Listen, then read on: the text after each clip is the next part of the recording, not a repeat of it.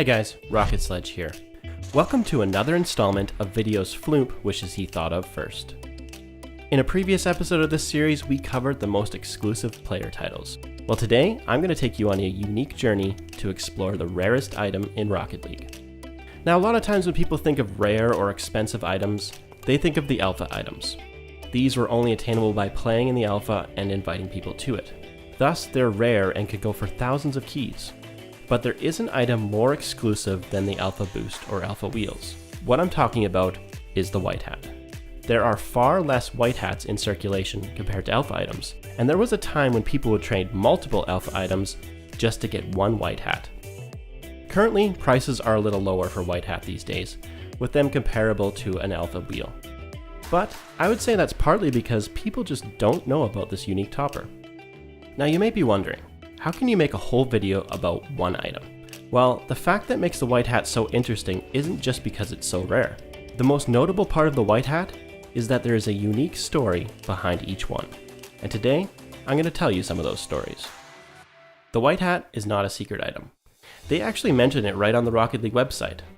There they explain that it's a topper given out to players that discover game exploits. Now, we're not talking about small bugs or glitches that come with every update, or telling psionics that demos are broken, because demos are broken.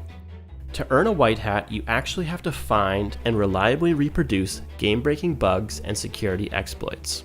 The choice of giving these players a White Hat isn't just because white is one of the most coveted colors in Rocket League. It actually has a significance. The term hacker doesn't necessarily mean criminal or bad guy.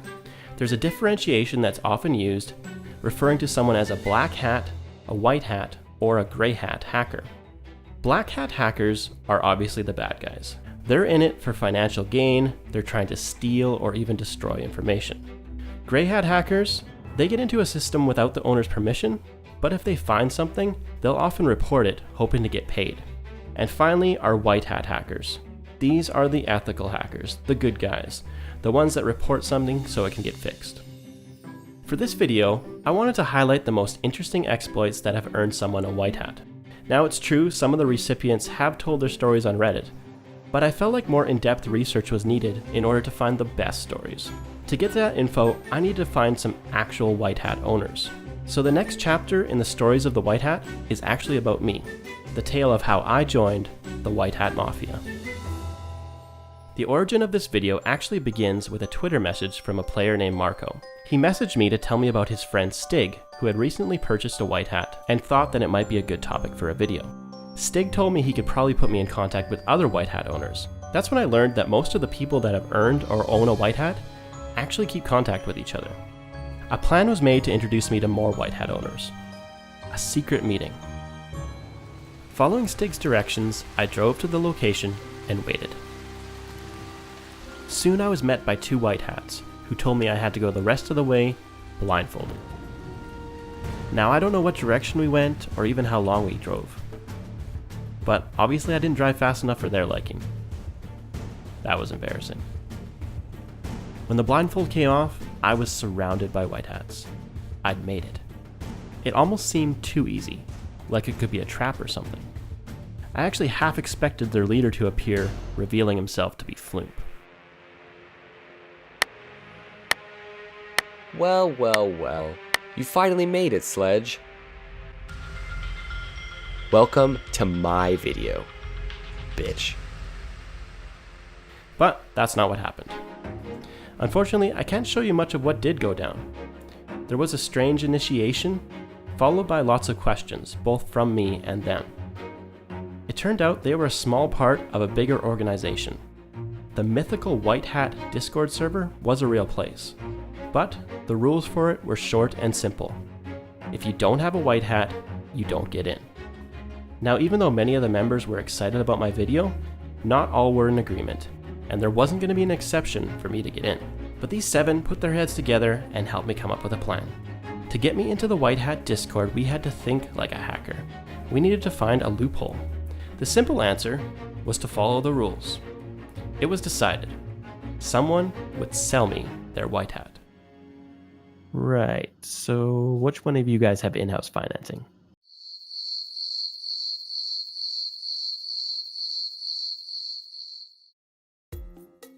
Before we go into the next section, I just have to say a special thanks to Aurora from Brutal Traders. He agreed to sell me his white hat at a reasonable price, and with a guarantee that he would quickly buy it back if I changed my mind or my wife found out. So I encourage you guys to check out the Brutal community's links in the description below. On their Discord, you'll find they often host giveaways, including one planned for the release of this video. The White Hat Discord has 27 members, but that doesn't necessarily mean there are 27 hats. Members are split into two groups, people that have earned a white hat from Psionics, and people that just own one. Also, the newest member is green, so I definitely stood out. The rules state that people that have discovered a white hat worthy bug are allowed to remain in the Discord even if they trade their hats away. Regular owners that gain theirs through trading, they are removed from the Discord as soon as they no longer have a hat. So that means when I joined, Aurora was kicked. There's only a couple text channels, and obviously a lot I can't show you. Loadouts is where people post their best car setups using a white hat, while general is used for everything from talking about current bugs and glitches, white hat pricing, or even the relationship between cheese consumption and getting strangled by your bed sheets. It was a weird place, but from there I was able to get the information I needed for Chapter 4. Before we start this chapter, I want to introduce you to a reoccurring character you'll be seeing a lot of.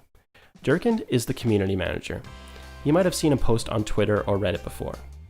He is usually the person a player meets with to confirm and demonstrate an exploit. He then makes sure it gets passed on to the right person at Psionics, and makes sure the player is rewarded appropriately. So basically, he's the guy that hands out the white hat. I think it would be a great disrespect to the family if I didn't start with the godfather of the White Hat Mafia, Null. Null is the owner of the White Hat Discord and one of the first players to ever receive a hat, sharing that honor with a user named Cobra. In total, he has earned 11 hats, more than anyone else. By his estimate, there's probably only 25 to 30 hats in existence. Among the many exploits he has discovered includes the ability to change what MMR you will match against. Now this picture might not mean much to you because it's the own ranking system, but basically what you're seeing is Null is ungrouped, but he was able to force the game to match him with and against much lower players. There have been multiple versions of this glitch, and in all he's received 3 hats for finding them. Here's another example where Durkind is on his GC test account, and Null is able to get them to match against golds. Null found another exploit in the solo standard playlist. He found a way to be able to join with party members. So the rules for solo standard is you have to solo queue into it, but if we look at this picture, you could see him testing it with Durkind in his party. And one final white hat exploit, Null found a way to send toxic text in-game on behalf of someone else, so that they would get chat banned. I think that's a pretty funny one. Null has informed Psionics of many other potential exploits that didn't earn him a white hat. These include how to change your Steam name so it would appear at the top of the leaderboards, or the ability to spawn multiple balls into a tournament match. After seeing several other examples from Null, which I can't show here, all I can say is, Psionics, give this guy a title already. Our next white hat earner is Kermalis. Now originally I wanted a shot of Kermalis' car and white hat to show while I introduced her, but she told me she had something better. What you're seeing here is not the Rocket League Apocalypse. This is Kermalis in a custom 100 vs 100 Rumble match. Now Kermalis has earned the second most hats, receiving 4, and her specialty is trade hacks.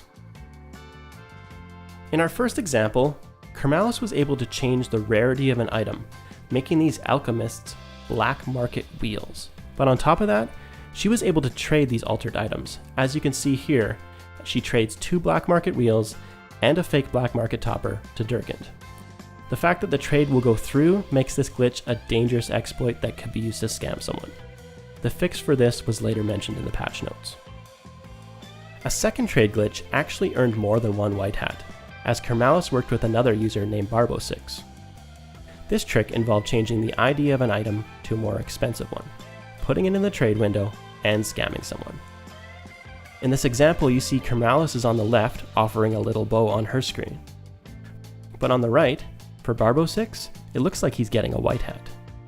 When the trade goes through, the sad truth is shown. Enjoy your little bow, Barbo6. I'm sure you'll look lovely. Our last white hat earner is Spud. Now Spud has submitted many exploits to Psionics, but we're only going to focus on 2 of them, including a hack that I think is the most insane one in the video. But we're saving the best for last, so first let's talk about stealing player IDs. Spud was able to take control of players that were not in-game, including developer accounts. Now Durkand actually told him off for this, because Spud's game history was appearing in his own. In the pictured example here, Spud is using the account of another developer named Corey, and you could see he was actually able to use both his title and avatar. With this exploit, Spud could have actually deranked people by joining as their account and purposefully losing or leaving games. Our final glitch is the car clone exploit. Here you see Spud getting into a regular ranked 2v2 with his teammate, but then more cars start to spawn. Spud is able to turn the match into a 6v2, with him in direct control of 5 of the cars himself. You can see they all respond to his input. Here's another example where he cloned so many cars, some had to spawn on the opposite side of the field, and the game wasn't able to show tags for all of them. And finally, here's Spud's favorite clip, where he managed to score a goal by passing to himself. I think I can safely say that this is the craziest Rocket League hack I've ever seen. I'm sad to say that this is where the story comes to an end. I hope you've enjoyed this journey into the secret world of the White Hat Mafia. And even though 30% of my channel's proceeds now go straight to the family, I do feel safer knowing they're out there, looking out for this great game we call Rocket League. Now, I'm sure there's more tales that could be told, but they're gonna have to wait for another time. Big thanks to Marco, Stig, Aurora, Brutal Trading, Null, and everyone in the White Hat Discord. If you enjoyed this video, be sure to subscribe, share, and turn on notifications. My name is Rocket Sledge. Thanks for watching.